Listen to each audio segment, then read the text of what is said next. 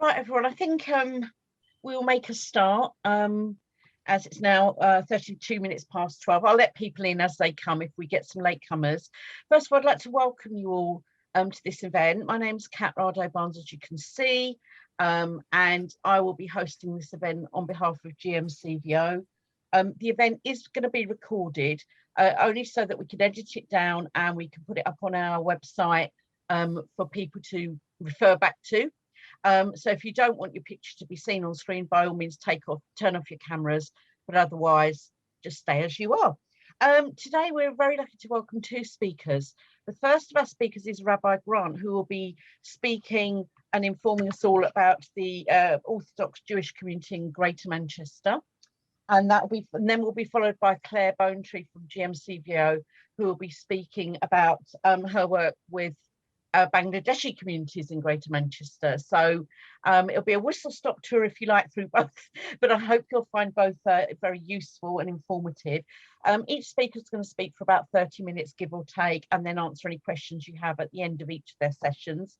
All the slides you'll see shown today will be sent out to you afterwards. You don't have to frantically note take, and also the contact details for both speakers will be shared, so you'll be able to be able to go back to them with any questions if they're not covered in their sessions. So without further ado, I will hand over to Rabbi Grant. So welcome and thank you, and over to you.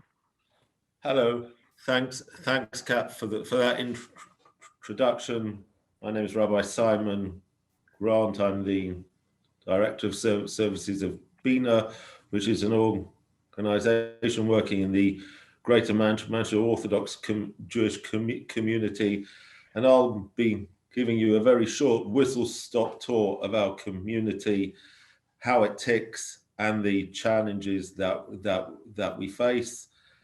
There will be time for questions. I'll have my contact details up also, so if anyone has any queries or wants a deeper dive on any points, please feel free to get back to me, and I'll endeavour to assist you.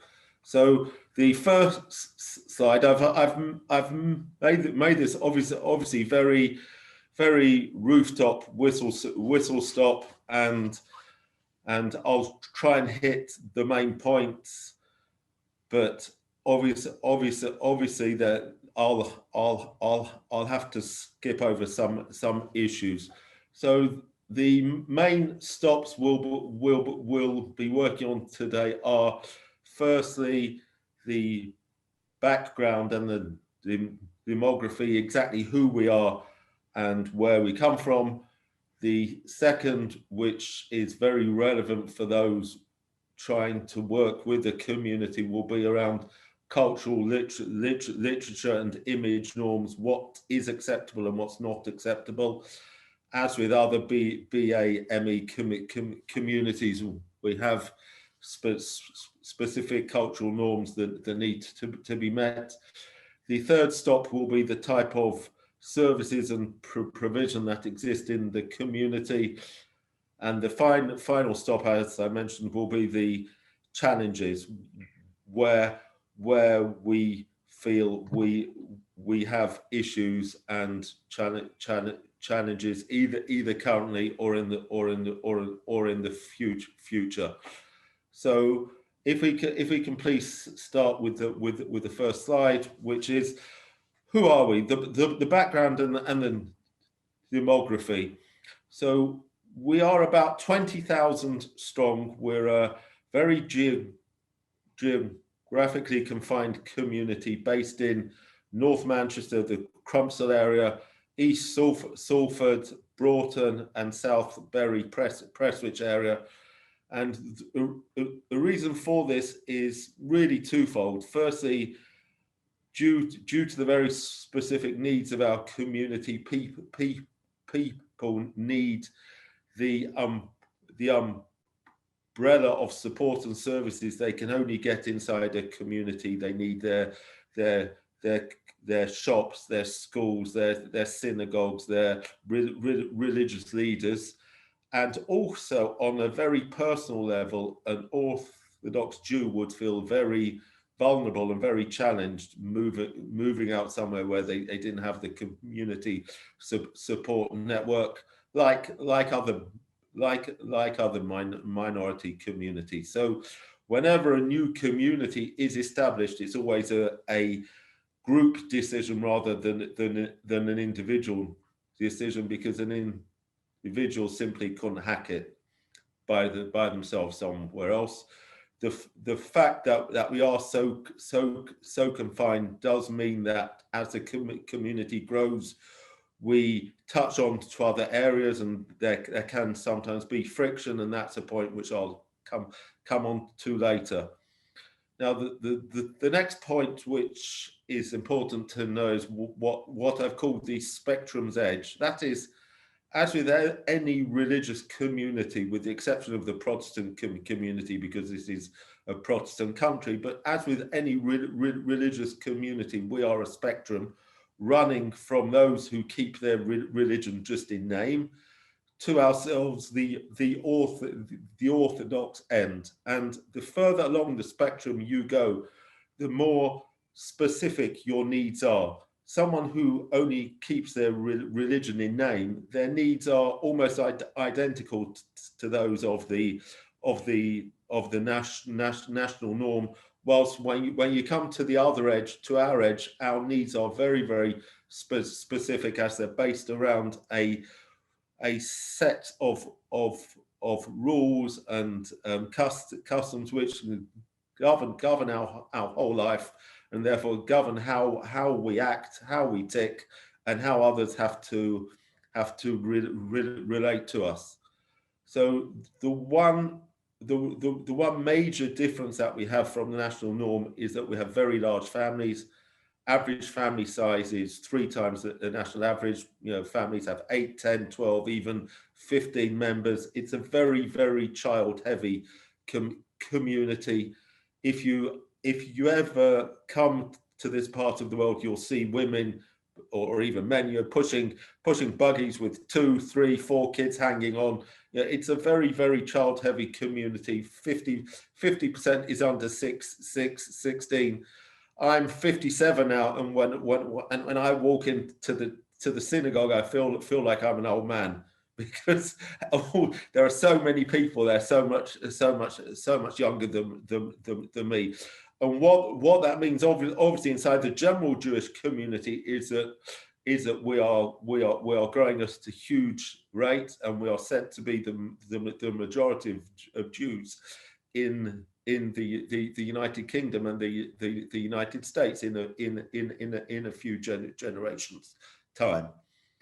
The other important issue is that English for most is not a first language. It's either a second, third, or a language they prefer not to speak. So that means that most services have to be provided in 2 or even 3 languages. Although most families, to be honest, will have someone who at least has an understanding or a working knowledge of English, but it's very, very common to have materials translated into several languages. I was recently working on the census, and we had to translate things into Hebrew, into Yiddish, which is a European Jewish language, in order to reach all sections. The other point, which is similar to most ethnic minority communities, there's a great deference to elders.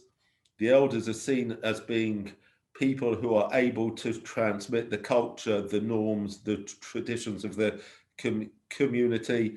The community's recently appointed a new leader, new chief rabbi, who's 67, probably old enough to be the grandfather of most of last night's England football team. But that's how it works in our community. There's respect and deference given to elders.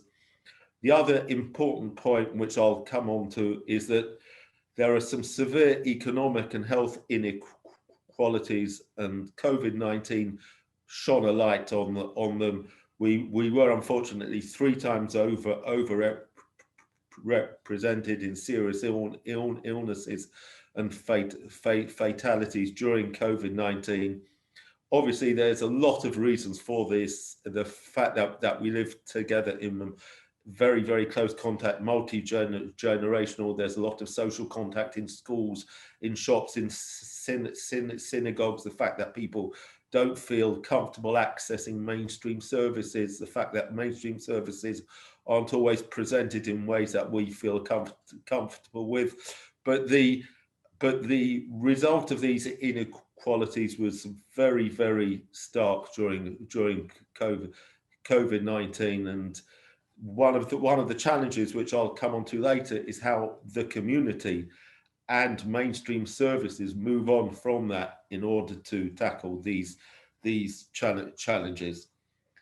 So the next slide talks about the cultural norms of the community, if we could, thank you. So what's very important to realize, as with similar BME communities, there's very different and strict norms around appropriate literature, images, content, this discussion materials, which mean that when external services are coming into the community, if they want to access it successfully, they have to do it in an ethnically appropriate manner.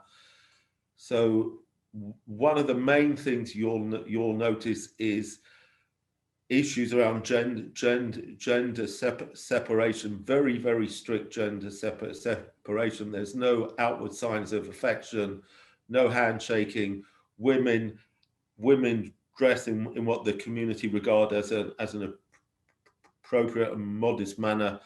And what that means is when outside services come in, if they don't click into this, they will unfortunately not be successful. So, for instance, if a woman is not aware of this and comes in to speak to a member of the community, she might get the feeling that he's like looking past her, looking towards the horizon.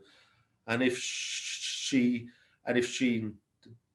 does get that feeling, she'd be right, because he would feel uncomfortable to look at her, and therefore he will avert his gaze elsewhere. He will not look at her. There are very strict daily routines based around prayers, study, the Sabbath, the festivals, which mean that if you want to arrange meetings, you want to arrange programs, they have to take that into account. Otherwise, you just won't get turn out. So if you make something on a Saturday, you can forget it. People won't be there. If you don't appreciate that men have to take time out for their communal prayers, you'll get a nasty shock when people suddenly start walking out. So there are very strict routines that are followed, and people coming in have to appreciate that. As we said, external things such as films, TV, internet, smartphones are not used. I'll just show you, I don't know if you can see, this is my phone. It's an old Nokia. You can probably only buy them inside our community. There are specialist shops that sell them. No internet access. I do have internet access in my office, not at home. The internet here is very highly filtered, and there's a service we use that lists every site visited. So mainstream media are avoided, which means two things. Firstly, if you advertise in mainstream media, our community will not see it. And secondly, if you use messages that you might think everyone sees from the media, people here might well not see them. So you can't make assumptions in our community based on what everyone else sees and knows. So there are these very tight cultural norms everything has to be based around them.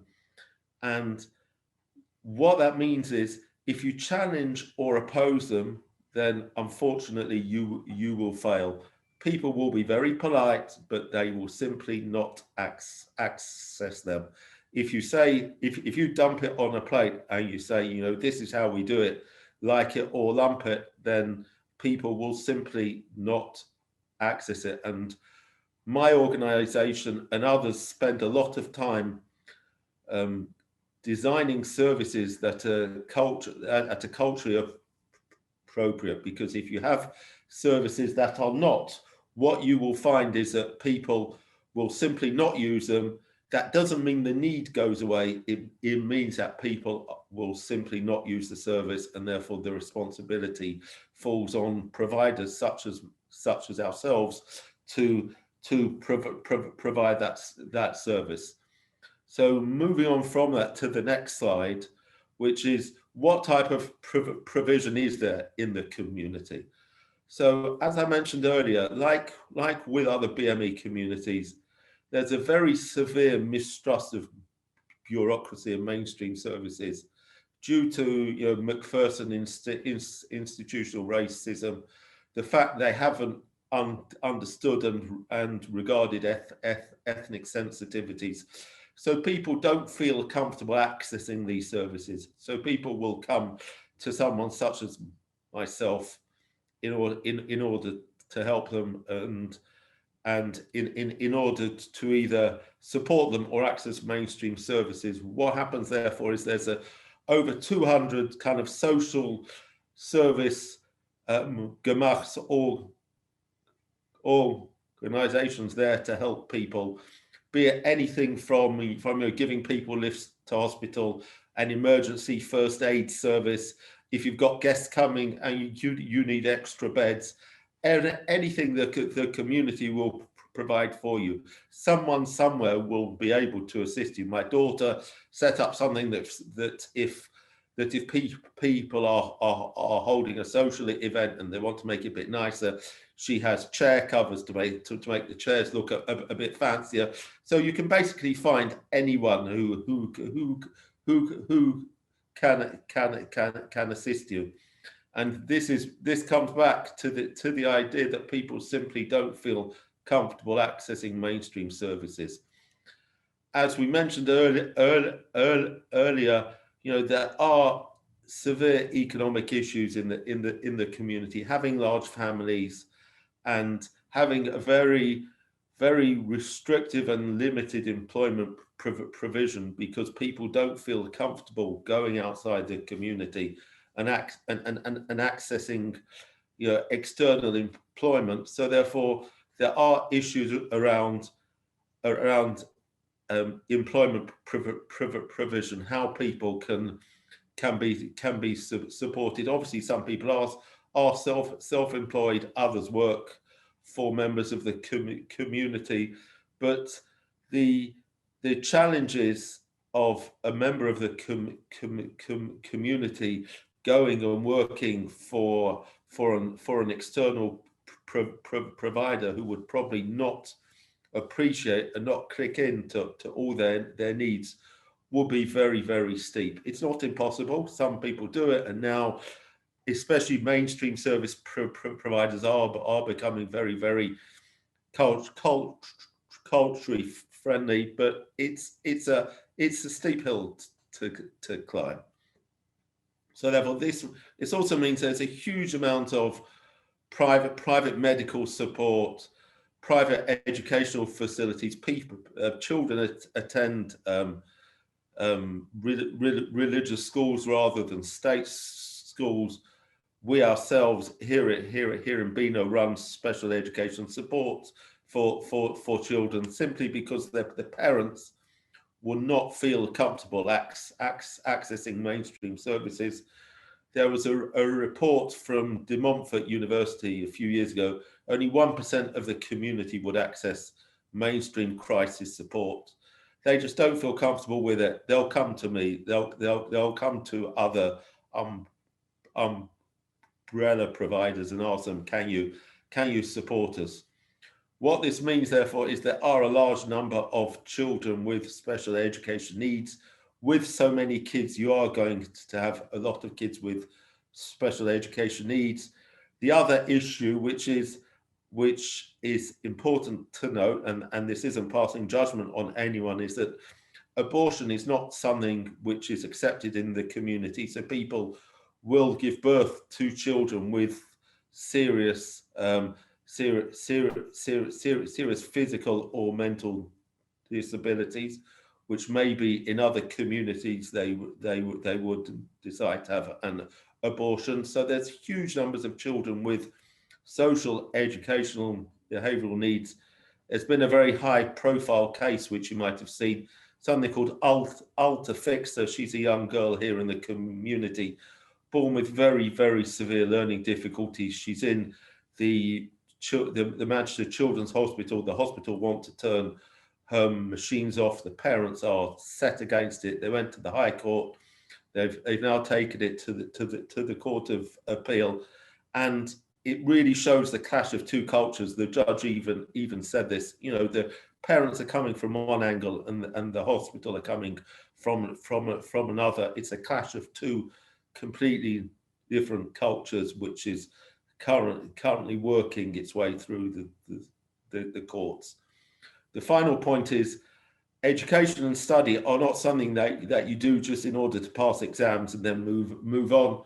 They are literally lifelong activities. We're all involved in learning and studying, in further understanding our culture and our history. And in fact, many people remain within this framework their entire lives. So the good news is that I'm nearly finished. I'm up to the final slide now, which is, what are the challenges that we face? So the first one, and it gives me no pleasure to say this, is there has been increased anti-Semitic hate crime. Is it due to xenophobia due to Brexit? Is it due to tensions in the Middle East? Is it just due to general fear of outsiders? I just saw this morning there was some terrible racist abuse against some of the England footballers after they lost last night. Is it just taking it out on someone else? And this means that people do feel scared. I mean, you know, leaving the community to access services. There's something called the job centre syndrome. This is something that happened in the community a few years back. There was a young man who was signing on, and he went to the job centre around the corner. And as he walked in, two young men were leaving, and they made a very anti-Semitic comment. You know, that will get you when you get outside. He was so traumatized, he didn't even sign on. He just turned around and ran for his life. After that, whatever we tried, we could not get him back into the job centre, which meant that he was sanctioned, and he lost all his benefits because of it. So from quite probably a throwaway comment, it had a huge impact on the fellow's life. The other thing which I've touched on is that there's a growing divergence from national norms in several areas. Firstly, as I said, we're planning for a young, not an aging community. Issues around assisted dying, assisted suicide are completely unacceptable in our community. Issues around the national curriculum, education around marriage are things that we do in a very, very private manner, and you know, to have them forced into being taught in schools is something we find very, very challenging. There are also the severe economic and social pressures which COVID-19 has brought. Huge numbers furloughed. People have lost their jobs. The strain on, you know, large families having to to isolate during lockdown, you know, for sometimes months on end, has been very, very severe. Mental health issues, the underlying health issues which COVID-19 brought out. As I mentioned earlier, these are very serious challenges which we face, similar to other ethnic minority communities, and they're something that will have to be addressed in the future. The other point I'd like to bring up is that issues around changes to the benefit system, things such as the 2-child cap. Well, if you've got a family with 5, 6, 7, 8, 10 kids, to have a 2-child cap and a bedroom tax is quite challenging, and we are seeing increased poverty due to it. You know, the House of the Supreme Court last week just approved the 2-child cap, so it's basically here to stay. It's something we'll have to live with, but it's very, very hard on our community. The other point which I raised earlier is, as we don't access the internet, it's very, very hard as more services go online. The census was online, so we were actually an online centre to help people fill in the census. Things like NHS track and trace is done on your smartphone. Well, if you've not got a smartphone, what do? Universal credit, the government's new benefit, is entirely online. If you don't have internet access, it's going to be quite challenging. As the internet takes over our lives in so many ways, booking hospital appointments, recently, just in the pandemic, just speaking to your GP was done online.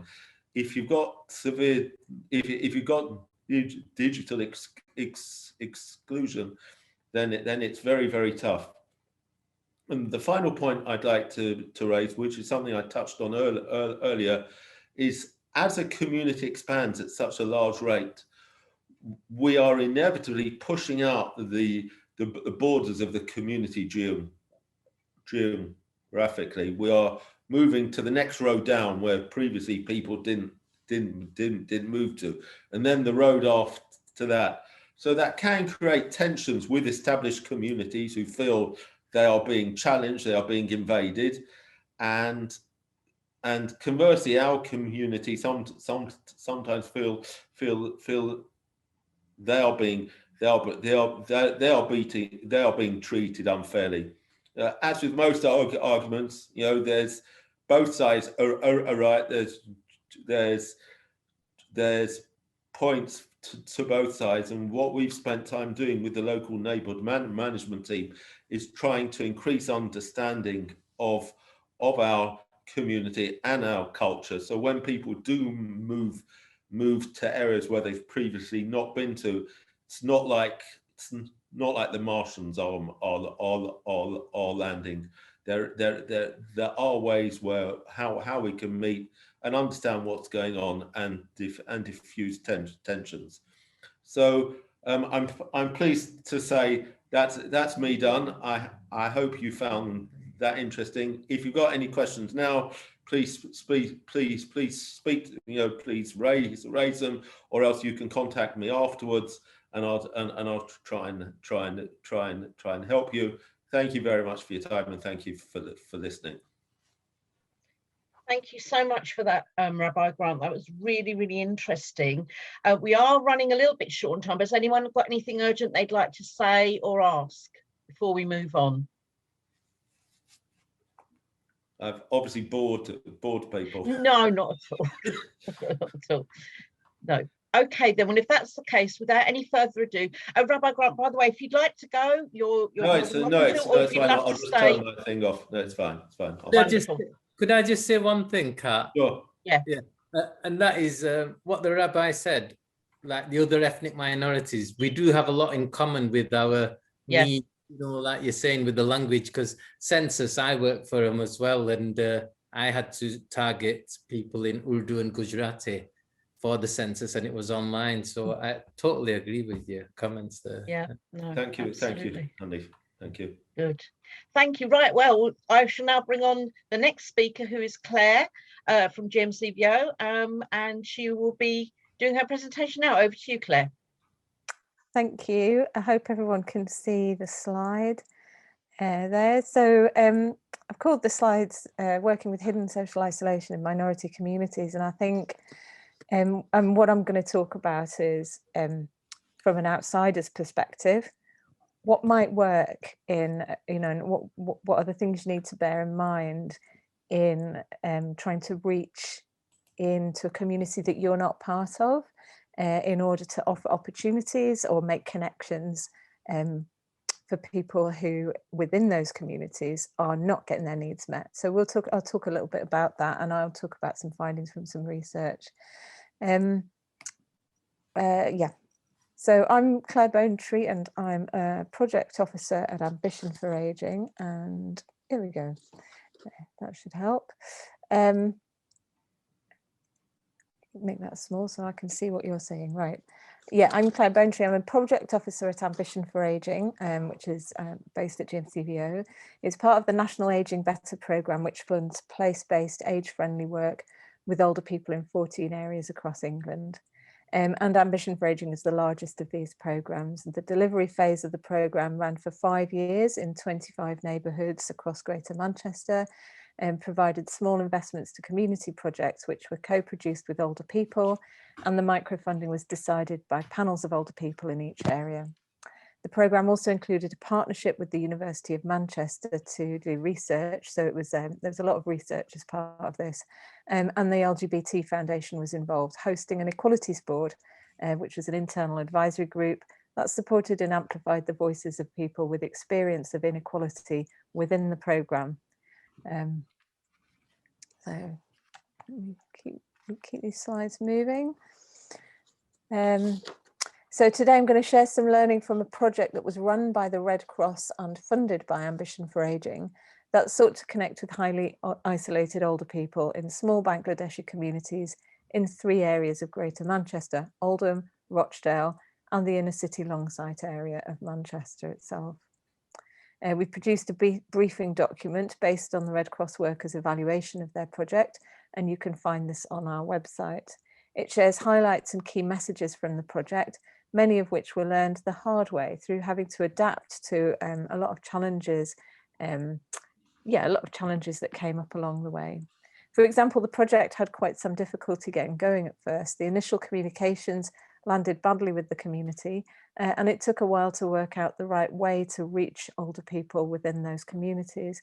People didn't self-refer as had been initially hoped, but eventually the workers got referrals through housing associations and GPs, and the project started to pick up at pace. And I'll talk more about the value of this quality of responsiveness and creativity a little bit later. Hidden away in the evaluation by the project workers was a story of learning from working effectively with resilient, self-reliant minority communities, and we've just heard from Rabbi Grant about a community that is resilient and self-reliant to a really high degree. And how do outside agencies from maybe mainstream services or projects and programs work with these kinds of communities to find and support the people within them who have particular needs that maybe are better met by outside agencies? Is there a way to do that? How might you do that? And this briefing paper attempts to share the learning that we drew out of that evaluation report in a way that appreciates the strengths of these small communities. Ooh. So a little bit about these communities that were involved in this project. Small, tight-knit, self-reliant, as I've said, with strong internal community support networks and practices. So there were a lot strong traditions of communities taking care of the members of their own communities. In social geography terms, we would say that these communities have high levels of what's called bonding capital, i.e. With each other, bonding with each other within the communities, but maybe low levels of bridging capital in terms of connections to social structures or networks outside the community. As we'll see, this can confer protection from social isolation, but it can also increase social isolation for marginalised people within the community. The older people within these communities strongly upheld and maintained cultural traditions and practices. For example, the older men were leading more public lives than the older women. Men were continuing to work and have responsibility for outside home responsibilities such as shopping and so on, while women were managing the domestic sphere and were deeply involved in the care of grandchildren, extended family members, and so on. So this kind of traditional division of responsibilities had a gendered effect. And these communities also had histories of experiencing discrimination and hostile treatment, as we heard about also the Jewish communities. So histories of experiencing discrimination and hostile treatment, not only at the individual level, but also collectively by authorities and government agencies. For example, obviously immigration and so on.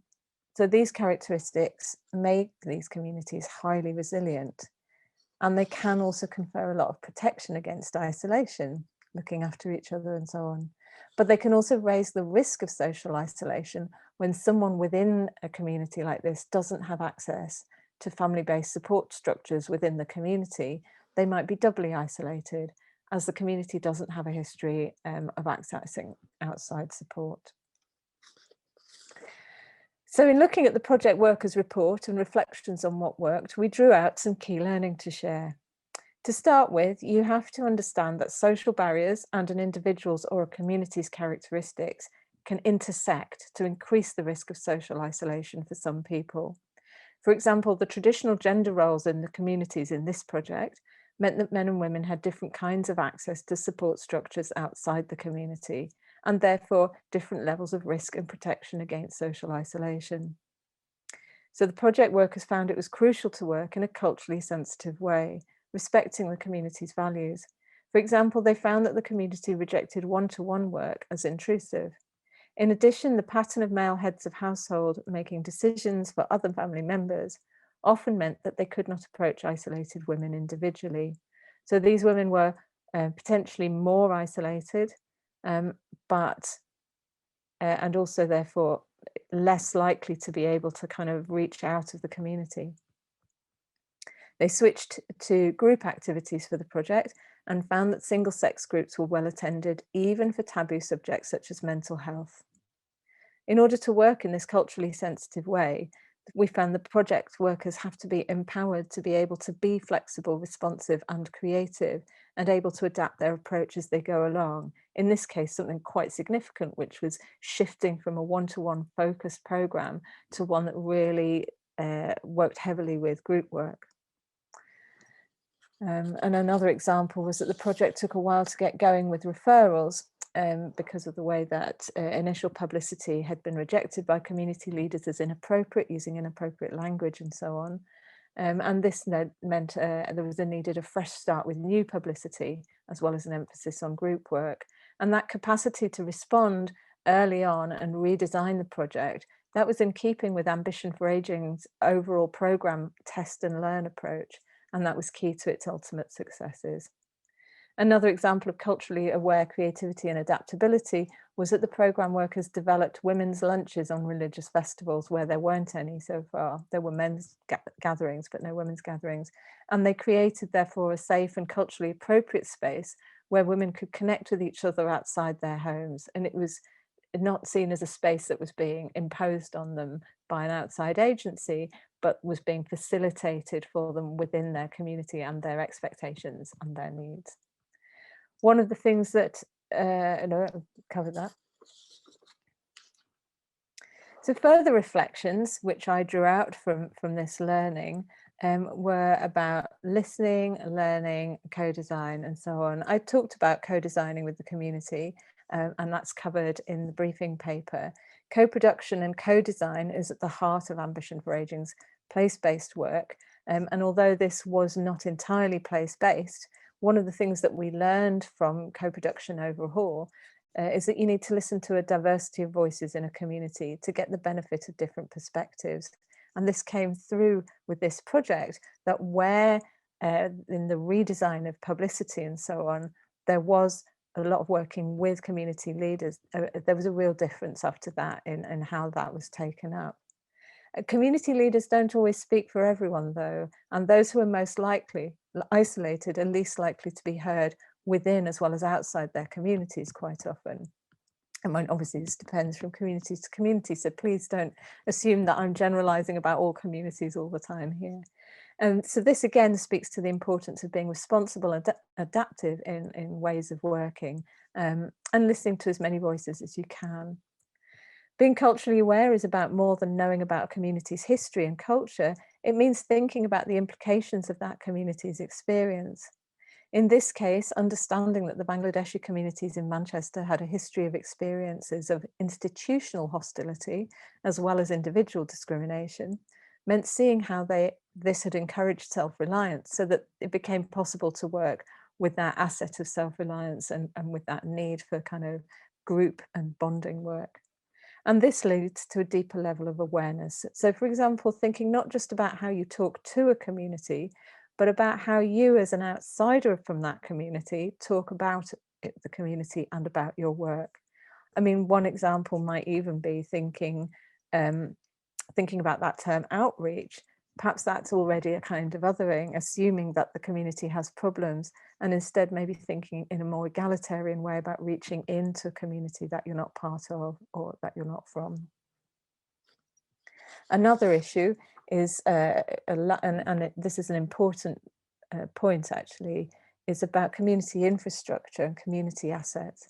The project workers were heavily reliant on community shared spaces because within these communities in this project, people didn't want to conduct meetings in private homes. Privacy was highly protected, but community assets in small communities are often very limited and underfunded. And cultural traditions limit who has access to them and when. You know, they're used for particular reasons by particular members of the community, and that's quite sort of booked in, really.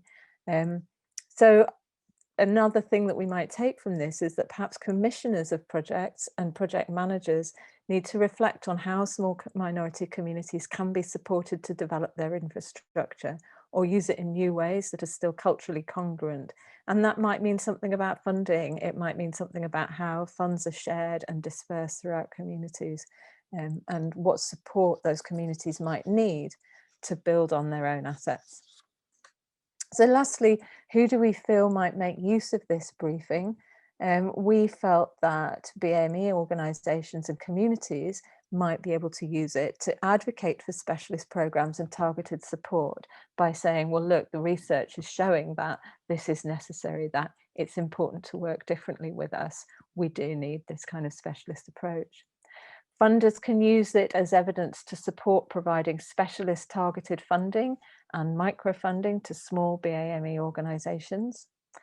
Community development workers can use it maybe even within the organisation that they're working for to get organisational support to be creative and flexible.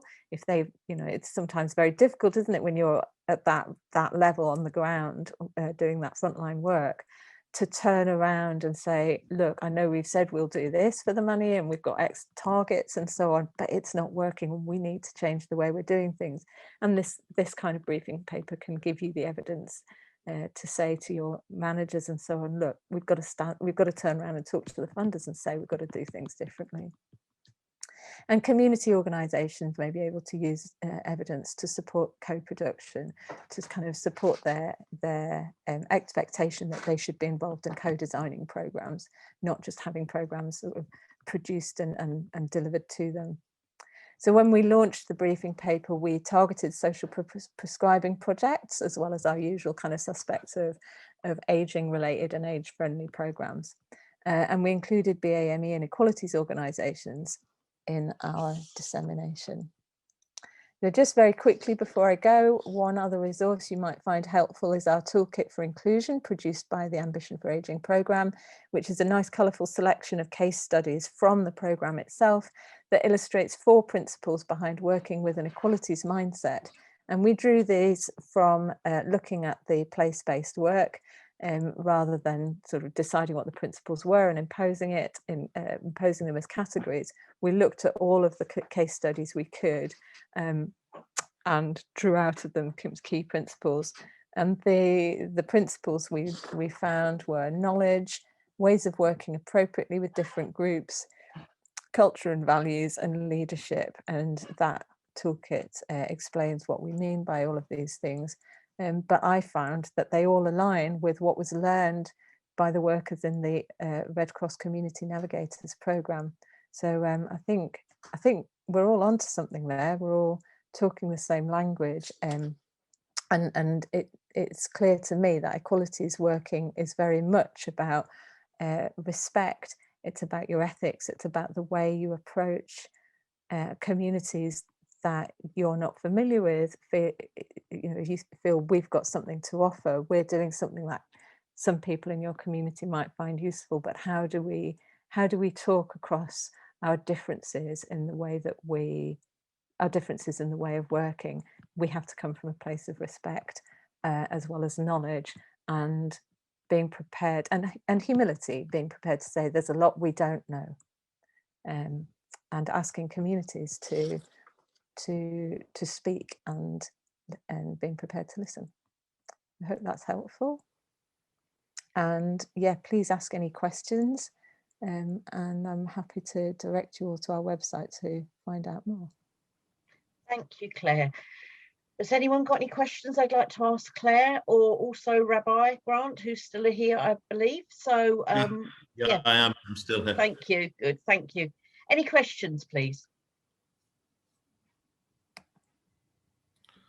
I'd just like to say on Claire's presentation, picking up on the point Hanif made earlier, how similar the Bangladeshi community is to ours in so many ways. How it's crucial to approach it in an ethnically sensitive way, to work with the elders and to work with the community rather than against it, because then you'll get nowhere. And you know, the similarities were really striking. Yeah, I noticed that, and so I think this, you know, what I was thinking when going through your presentation, which was just fascinating, and thank you so much, Rabbi Grant, for coming and talking to us. I was finding my mind was almost working in two ways at once. I was noting similarities, but I was looking at similarities in terms of detail quite often. You know, the strong internal community support structures, the experiences of hostility and racism and so on, but then also looking, noticing kind of what, as an outsider, what's the learning that's so important in terms of how, if I'm offering something, if I feel that I've got a program or a project or a service that's really useful, that could be really useful, what do I need to learn from this? What do I need to take away? And that key thing of respect and humility and listening, I mean, it becomes possible to work in an ethnically sensitive way if you're coming from a place of respect and not assuming that you have all the knowledge and this community has none. There's an equality there in kind of having knowledge. You just have different kinds. And how do you talk across those different kinds of knowledge and respect? Yeah. Yeah, and I think also another point you touched on it, which is very important, is that not all so-called community leaders are representative of the whole community. And I've found that many times in many different communities that I've worked from, that sometimes you need to get underneath these so-called established community leaders, especially where I think Asian women are concerned and so forth, where you need to speak to the smaller groups who are individual as well as the community leaders, so that we get a fuller picture of what's on the ground. Yeah, that's all I wanted to add. Could I ask Rabbi Grant something quite specific, going from the principles? You were talking about how the issue of digital exclusion is really important, and you said that you were running a centre so that people could come in and fill in census forms in your centre. Is that because you said you've got some really specific kind of controls on the internet to enable people to access just culturally and Yeah, religiously yeah. appropriate material. Is that the issue for people in accessing the internet at home? Is it because, I suppose what I'm getting at is it a kind of blanket thing that people aren't able to use the internet for religious reasons, or can things be put in place so that people are able to access the internet? I mean, the issue with the internet is the issue that we have with the national media, just that the cultural norms that we have are in no way reflected in the internet. So the type of images, the type of materials, the type of information presented there, and the types of information that can be accessed are not those that the community find appropriate or suitable. So therefore, the internet is only allowed for business purposes with very, very strict filters, and that's why we had this online census service here, where we could complete the census for people in an environment, both a physical environment and an internet environment that they felt comfortable with. Okay, so would that be the same for things like sort of support with filling in online benefits? Definitely. Things? We help people with that, because you don't really feel comfortable filling in a universal credit form in a public library where everyone can see your details and you're timed out after 40 minutes, something. So we spend a lot of time assisting people with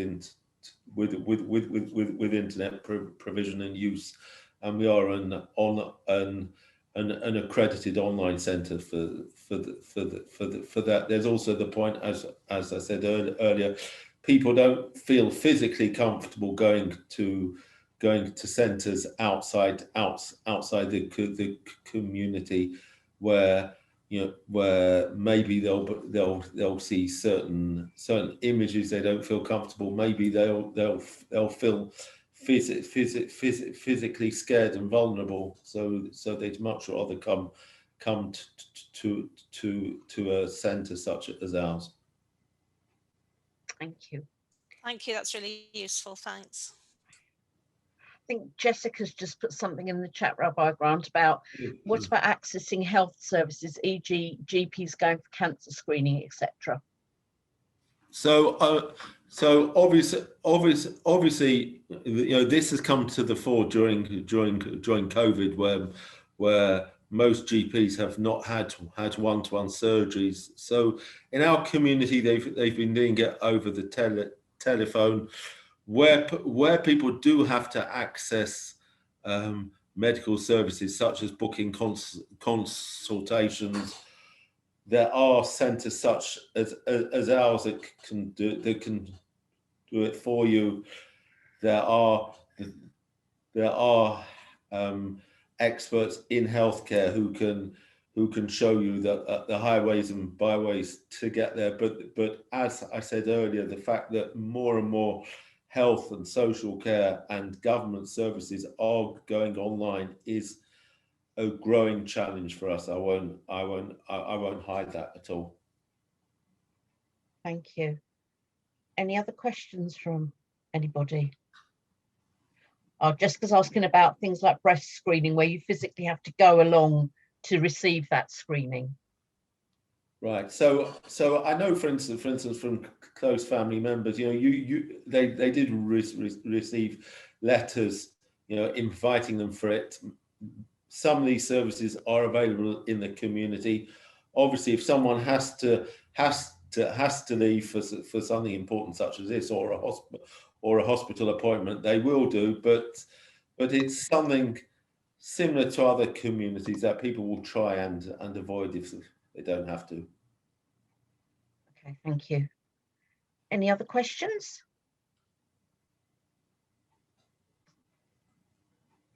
Okay.